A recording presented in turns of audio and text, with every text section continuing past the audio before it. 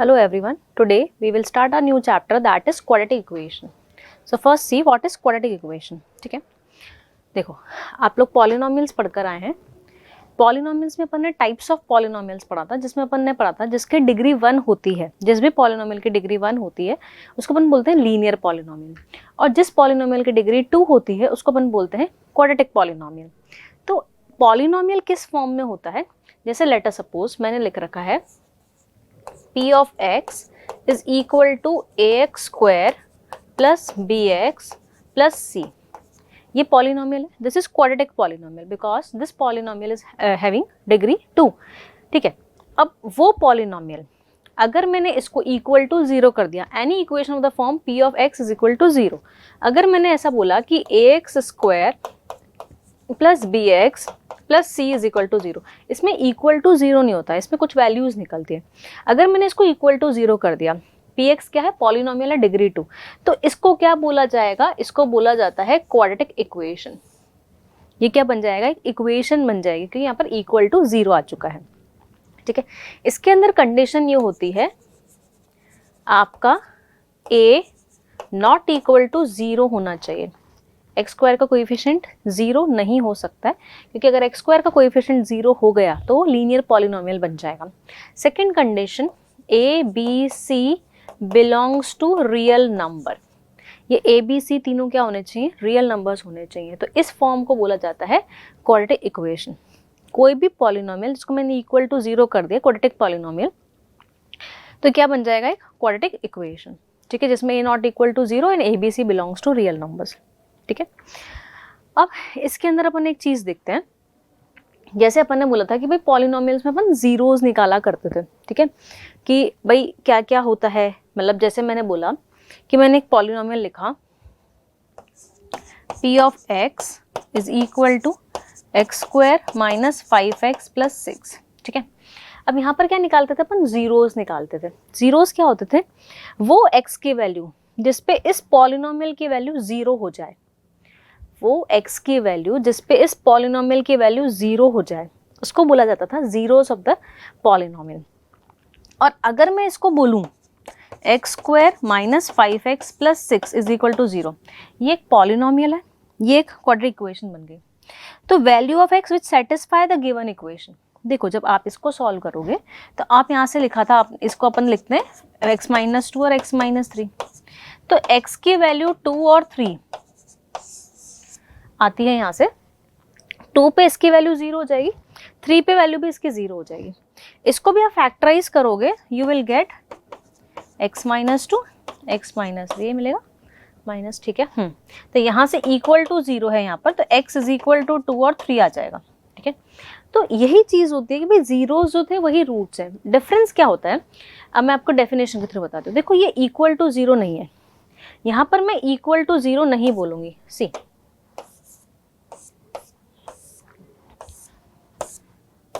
यहाँ पर मैं क्या बोलूंगी कि भाई मैंने x की वैल्यू मैंने पहले 2 पुट करी, 2 square minus 5 times of 2 plus 6, ये 0 के इक्वल आ गया, इसलिए 2 इसका क्या था, जीरोस था. ठीक है, पर इसमें क्या है, वो x की वैल्यू जिसको सेटिस्फाई करेगी. तो ये डिफरेंस होता है सेम चीज ही वही. ठीक है, निकालेंगे वही चीज, जो इसके जीरोस आएंगे वही इसके रूट्स आएंगे, पर वर्ड अपन यूज करते हैं जीरोस एंड रूट्स. डिफरेंस क्या हो गया, what is zeros, value of x on which the value of the polynomials becomes 0. और इसके अंदर क्या बोलेंगे, रूट्स के अंदर अपन value of x which satisfy the given equation. एक बार मैं बता देती हूँ, अपन डिफरेंस देख लेते हैं जीरोस रूट्स में और सॉल्यूशंस में. जीरोस क्या होते हैं, अभी अपन ने पढ़ा value of x on which value of polynomial becomes 0. वो x की वैल्यू जिसपे उस पॉलिनोमियल की वैल्यू क्या बन जाए, 0 बन जाए, उसको बोलते हैं जीरोस. और रूट्स क्या होते हैं, value of x which satisfy the given equation, विच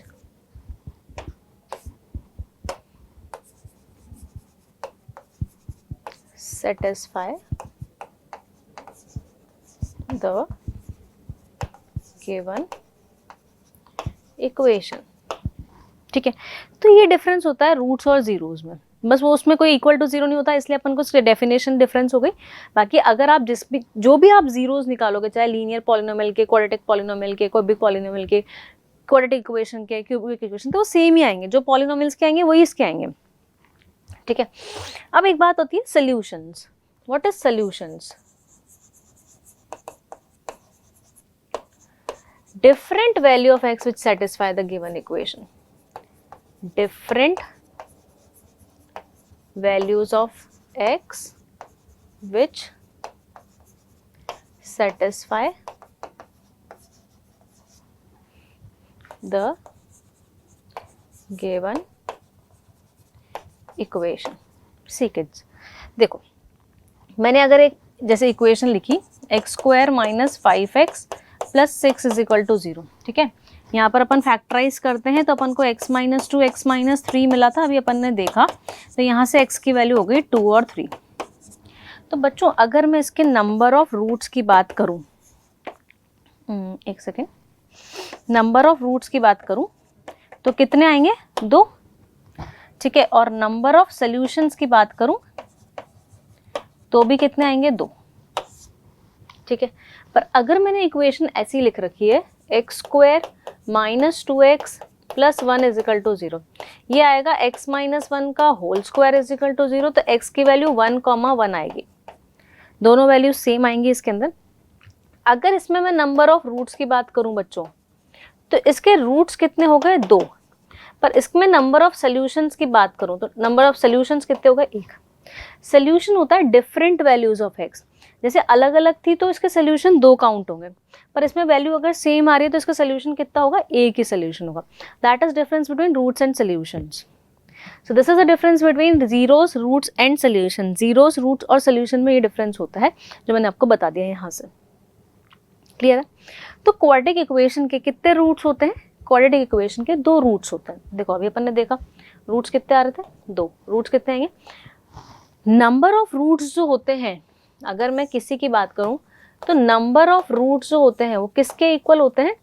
वो होते हैं डिग्री ऑफ इक्वेशन के equal. Number of roots is equal to कितना होता है? Degree of equation. जितनी भी डिग्री होगी आपकी इक्वेशन की उसके उतने रूट्स निकाले जा सकते हैं।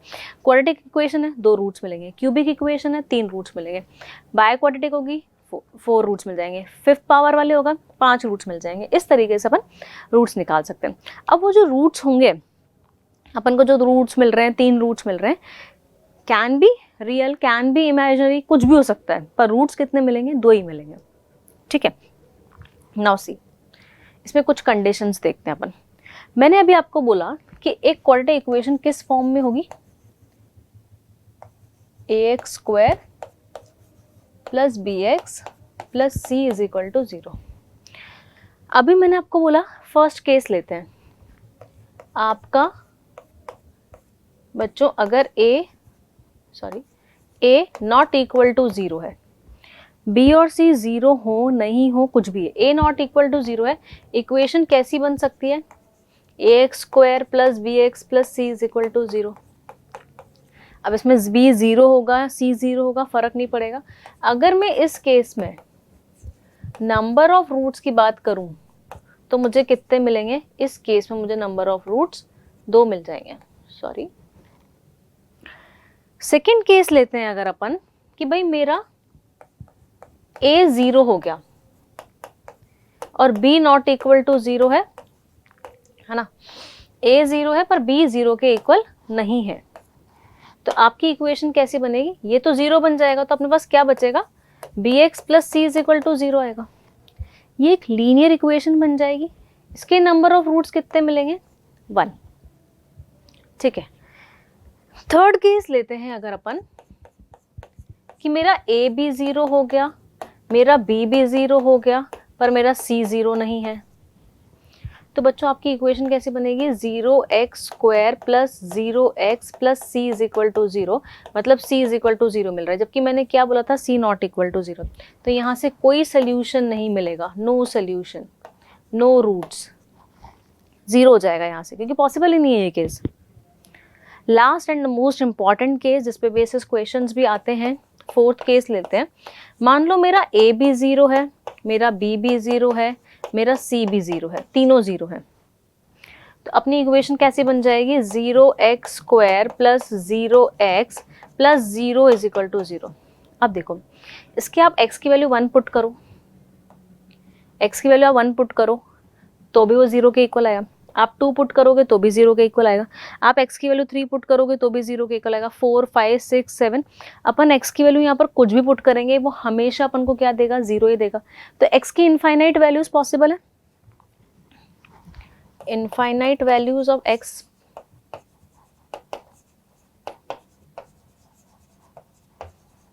Are possible. ये वो केस है जिसमें आपकी x की इनफाइनाइट वैल्यूज पॉसिबल हैं। तो बच्चों अगर आपका ऐसा होता है तो इसको बोला जाता है एक identity, it is called as identity.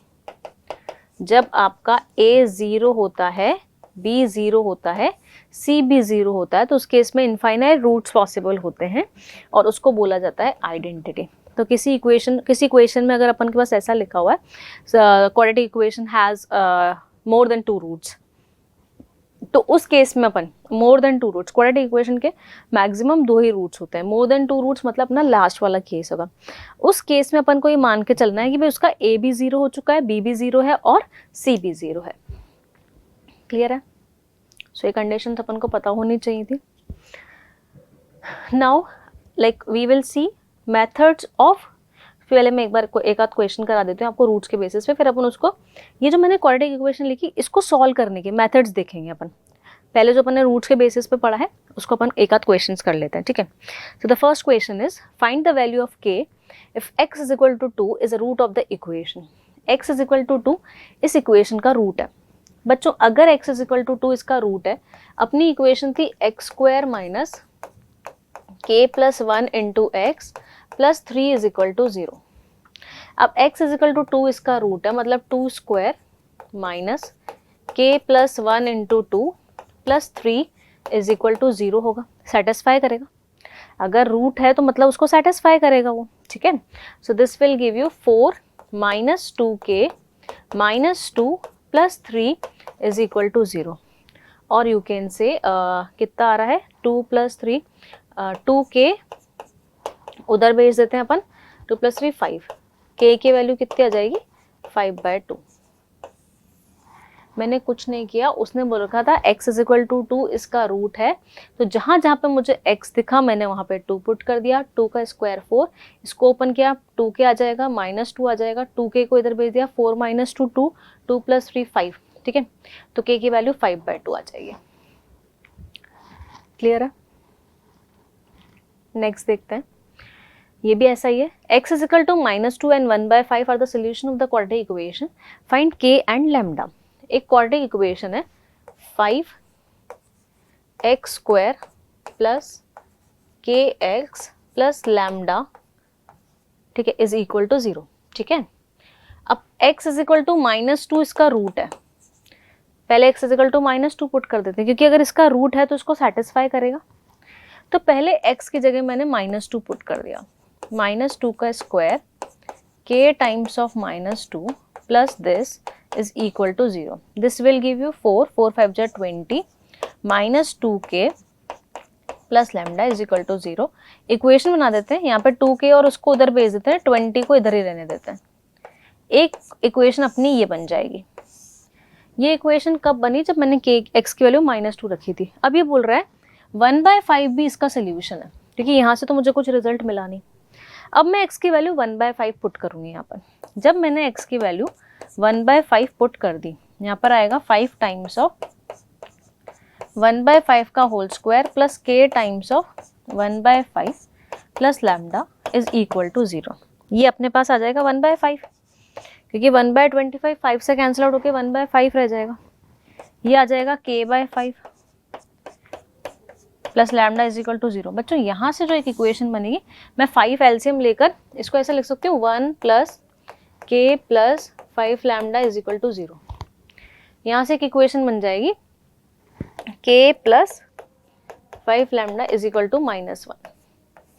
ये बन गई बच्चों मेरी दूसरी इक्वेशन। अब अपने पास दो वेरिएबल है k एंड लैम्डा और दो इक्वेशन है, दोनों को सॉल्व करके अपन निकाल सकते हैं। यहाँ पे मुझे 2k दिख रहा था तो मैं इस इक्वेशन को 2 से मल्टीप्लाई कर देती हूँ।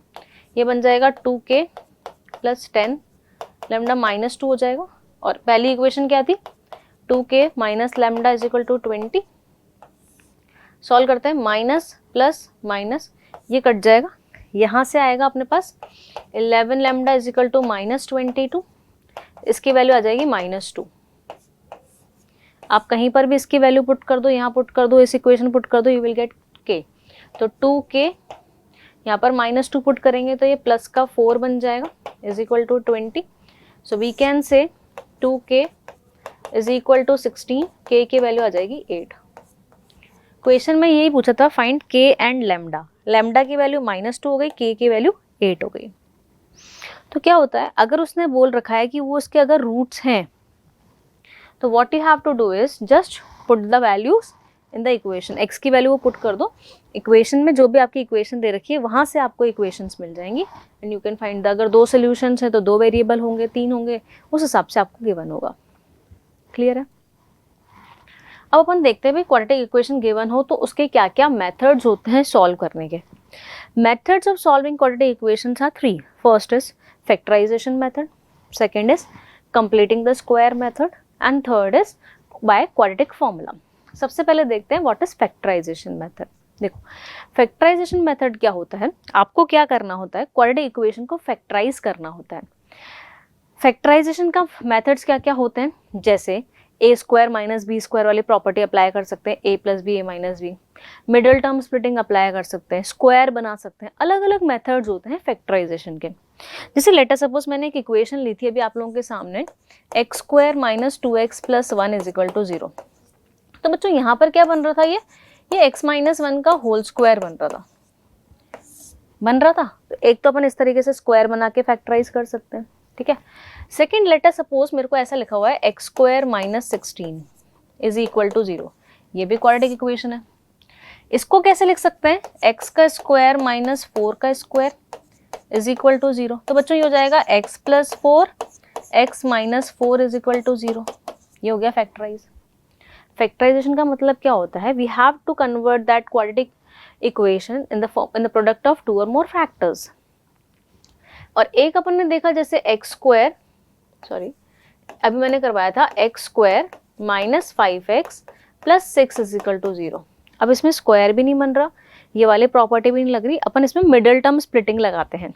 मिडिल टर्म स्प्लिटिंग का मतलब क्या होता है, सी मिडिल टर्म स्प्लिटिंग कैसे अप्लाई करनी है वो समझते हैं अपन। एक्स स्क्वायर का जो भी कोएफिशिएंट होता है इसको कांस्टेंट से मल्टीप्लाई करते हैं। 1 इंटू 6 कितना हो जाएगा, 6। ठीक है बच्चों, इसमें से 6 के फैक्टर्स करते हैं। 6 के फैक्टर्स 1 इंटू 6 होता है और 2 इंटू 3 होता है। इसमें से वो फैक्टर लिया जाता है जिसको प्लस या माइनस करने पे आपको मिडल वाली टर्म मिल जाए। क्या करने पे, प्लस या माइनस करने पे। देखो अब 6 माइनस 1 से भी 5 मिल रहा है और 3 प्लस 2 से भी 5 मिल रहा है। अब इनमें से कौन सा पेयर चूज करेंगे, यहाँ से 5 मिल रहा है, यहाँ से भी 5 मिल रहा है, ऐसा हर केस में पॉसिबल नहीं होगा। पर जिस केस में अगर आपको दोनों केसेस मिल रहे हैं, प्लस करने पे माइनस करने पे, ठीक है, तो कैसे डिसाइड करें कि कौन सा वाला लेना चाहिए। बच्चों आप इस केस में क्या देखो, आप इस केस में आपका जो भी कांस्टेंट वाली टर्म है ना उसका साइन देखो। कांस्टेंट वाली टर्म का साइन कौन सा है, प्लस है ना। तो इनमें से वो लो जिसको प्लस करने पे मिडिल टर्म आ रही हो, माइनस करने पे नहीं। 6 में से माइनस करने पे, 6 माइनस 1 करने पे 5 आ रहा है। 2 प्लस 3 क्योंकि यहाँ से 6 माइनस 1 से 5 आ रहा है, यहाँ से 6 माइनस 1 से 5 आ रहा है अपने पास, और यहाँ से 2 प्लस 3 करने पे 5 आ रहा है। तो कौन सा वाला लेंगे, 2 प्लस 3 वाला। कौन सा साइन देखा जाता है, कांस्टेंट वाले का साइन देखा जाता है, उसके बेसिस पे डिसाइड किया जाता है कि कौन सा फैक्टर लेना है। अब मैं कौन सा लूँगी, 2 और 3 वाला। तो मैं इसको कैसा लिखूँगी, मेरे को -5 चाहिए तो x square minus 2x minus 3x plus 6 is equal to 0 करूँगी। यहाँ से x कॉमन ले लिया, x माइनस 2, माइनस 3 कॉमन ले लिया, x minus 2 is equal to 0। यहाँ से आ जाएगा बच्चों x माइनस 2 और x minus 3 is equal to 0। यहाँ से x की वैल्यू क्या मिल जाएगी, 2 एंड 3, एक वैल्यू 2 मिल जाएगी, एक वैल्यू 3 मिल जाएगी। तो इस तरीके से अपन मिडल टर्म स्प्लिटिंग कर सकते हैं। अपन को बस ये चीज़ पता होनी चाहिए कौन सा फैक्टर लेते हैं, किस हिसाब से डिसाइड करते हैं, कांस्टेंट के साइन से डिसाइड करते हैं। क्लियर? कुछ क्वेश्चंस करवा देती हूँ मैं इसके बेसिस पे। स्टार्ट करते हैं, इजी से क्वेश्चंस है। X square plus 6x plus 8, x square का कोएफिशिएंट 1 है, 1 को 8 से मल्टीप्लाई करेंगे 8 ही आएगा। 8 के फैक्टर्स 1 इंटू 8 होता है और 2 इंटू 4 होता है। 2 और 4 से ही 6 मिलेगा। इनको तो प्लस करने पे भी 6 नहीं मिल रहा, माइनस करने पे भी 6 नहीं मिल रहा। प्लस करने पे 9 मिल रहा है, माइनस करने पे 7 मिल रहा है। मिडिल टर्म में मेरा 6 है, तो 2 और 4 से ही मिलेगा बच्चों, तो 2 और 4 ले लेते हैं। यहाँ पर आएगा x square plus 2x plus 4x से 6 मिलेगा plus 8 is equal to 0। x common, x plus 2 plus 4 common, x plus 2 is equal to 0। इसका फैक्टराइजेशन हो गया x plus 2 x plus 4 is equal to 0। x की वैल्यू मिल जाएगी -2 comma -4। ये अपन को दो वैल्यूज मिल गई। यहाँ से सॉल्व कर लिया अपन ने, अपन को x की वैल्यू -2 और -4 मिल गई यहाँ पर। क्लियर? ठीक है, नेक्स्ट करते हैं। 9x square plus 15x minus 14। अपन सबसे पहले 9 को 14 से मल्टीप्लाई करेंगे। 14 और 9 को जब आप मल्टीप्लाई करोगे तो बच्चों यू विल गेट 36, 3 कैरी 126। ठीक है, इसके फैक्टर्स करने 5 मिल जाए। वैसे तो 14 और 9 से ही मुझे 5 मिल रहा था, तो मैं आगे क्यों सोचूं, क्योंकि मुझे माइनस करने पे ही चाहिए, और माइनस करने पे मुझे 14 और 9 से 15 मुझे 15 चाहिए, 5 नहीं चाहिए, बीच में क्या चाहिए, 15 चाहिए। तो 126 के फैक्टर्स करते हैं अपन। एक तो लिखेंगे अपन 1 इंटू 126, 2 इंटू 63, 3 इंटू 42। ठीक है, 4 के टेबल में नहीं आ रहा, 5 में नहीं आ रहा, 6 में आ रहा है। 6 इंटू 21। आप देख लो, जहाँ से आपको 15 मिल रहा है वहाँ स्टॉप कर सकते हो। यहाँ से 15 नहीं मिल रहा, यहाँ से नहीं मिल रहा, यहाँ से नहीं मिल रहा, यहाँ से 15 मिल रहा है, और किस माइनस करने पे मिलना चाहिए, क्योंकि माइनस का साइन है, मिल रहा है, तो मैं यहीं से छोड़ दूँ इसको।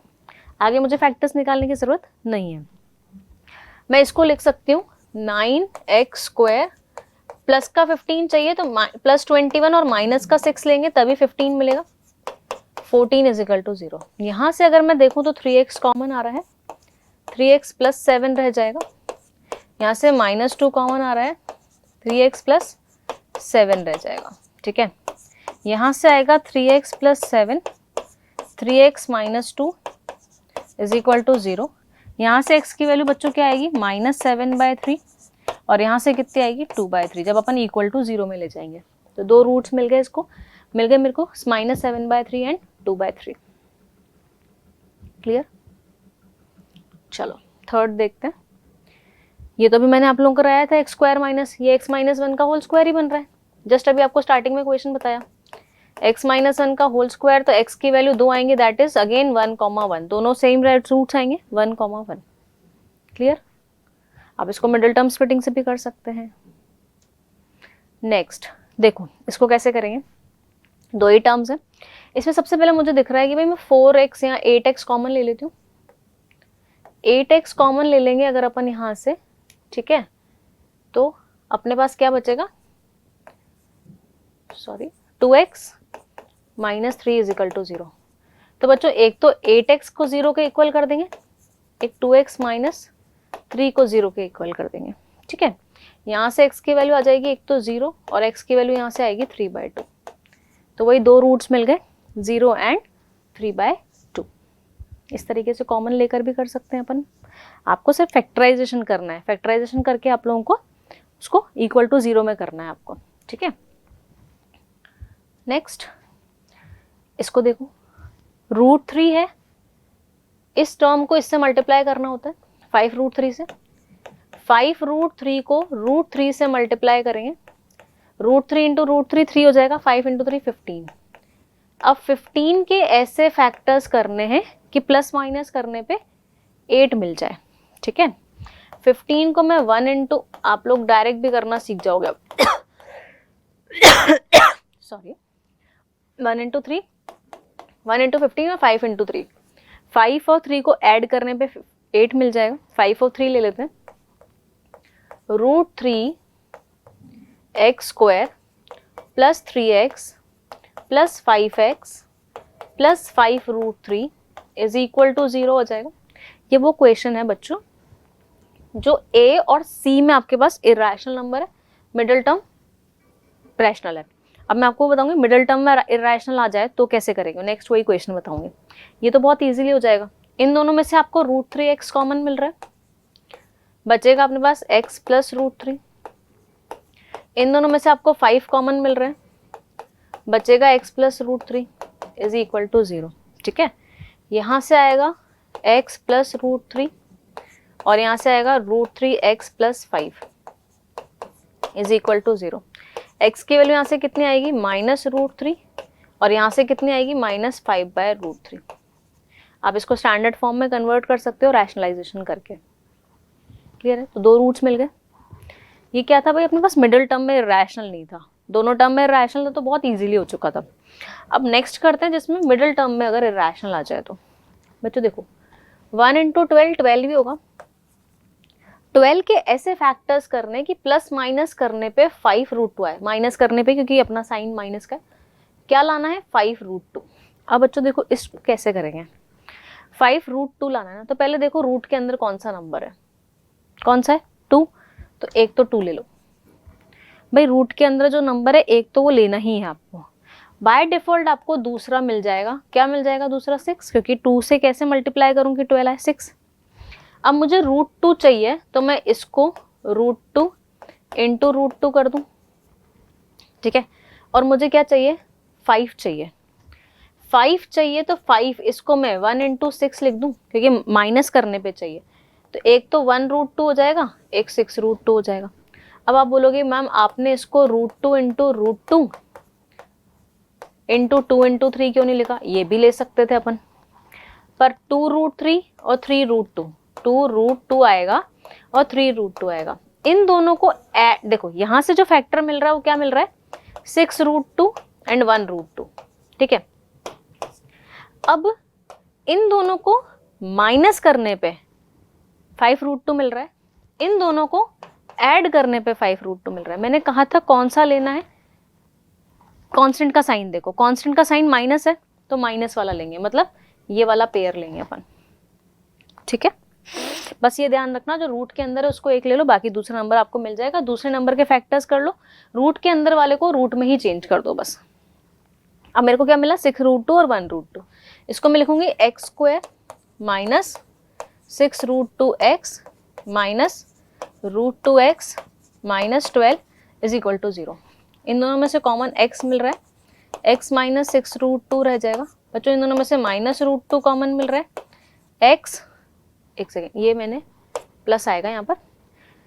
ठीक है, प्लस कॉमन ले लेते हैं, x माइनस 6√2 आ जाएगा। ये भी, ये 6√2 को √2 से मल्टीप्लाई करेंगे 12 मिल जाएगा। ये आ जाएगा x माइनस 6√2 और एक आ जाएगा x प्लस √2 इक्वल टू क्या मिल रहा है, 0। x की वैल्यू आ जाएगी 6√2 यहाँ से और यहाँ से आ जाएगी -2। 2 रूट्स मिल गए इसके। तो ये चीज समझ में आई, जब मिडिल टर्म में अगर आप लोगों का रूट इरेशनल नंबर है तो किस तरीके से क्वेश्चन को करना है। ओके, नेक्स्ट एक और कर लेते हैं। 54 के फैक्टर्स करने हैं। क्या लाना है बच्चों, 7√3, 3 लाना है। रूट के अंदर एक 3 हो जाएगा, 3 हो जाएगा तो दूसरा अपने आप 18 आ जाएगा।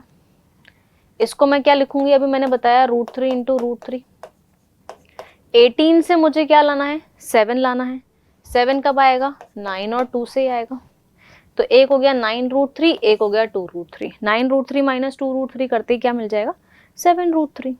लिख लेते हैं, x² minus 9√3x plus 2√3x minus 54 is equal to 0। इन दोनों में से कॉमन आ रहा है x, बचेगा x माइनस 9√3। बच्चों इसमें से 2√3 कॉमन आ रहा है, इधर भी बचेगा x माइनस 9√3। आप खुद देखो 54 में से अगर मैं 2√3 बाहर ले लूँ तो 9√3 बच जाएगा ना, यहीं से अपन लोग निकाल सकते हैं इसको कॉमन। यहाँ पर फैक्टर्स हो जाएंगे x माइनस 9√3 और ये हो जाएगा x प्लस 2√3 इक्वल टू क्या हो जाएगा, 0 चल ही रहा था सब कुछ इक्वल टू, तो x की वैल्यू 1 आ जाएगी 9√3 और इधर से आ जाएगी माइनस 2√3। दो वैल्यूज मिल जाएंगी x की मुझे। क्लियर? चलो एक और क्वेश्चन लास्ट कर लेते हैं। अगर वेरिएबल के फॉर्म में हो तो कैसे करेंगे, देखो इसको अपन इस तरीके से कर सकते हैं। सी x² minus 2x plus a² minus b² है। अब उसने अपन से बोला है कि a² माइनस b² के फैक्टर्स करने हैं कि 2 आ जाए, है ना। I think there is a mistake in this question, it's not 2x, it's C बच्चों यहाँ पर ये 2ax है, ठीक है। इसको करते हैं अब। देखो अब एक तो मिडिल टर्म स्प्लिटिंग से कर सकते हैं कि भाई a² माइनस b² के ऐसे फैक्टर्स कर दूं 2 आ जाए, 2a आ जाए। एक मुझे दिख रहा है कि मैं अगर इन तीनों टर्म्स को ले लूं, किस किस को, x² minus 2ax plus a² को मैं साथ में ले लूं और b² को मैं अलग से रख लूं, तो मुझे ये दिख रहा है कि ये x माइनस a का होल स्क्वायर बन रहा है। a² plus b² minus 2ab वाली फॉर्म बन रही है।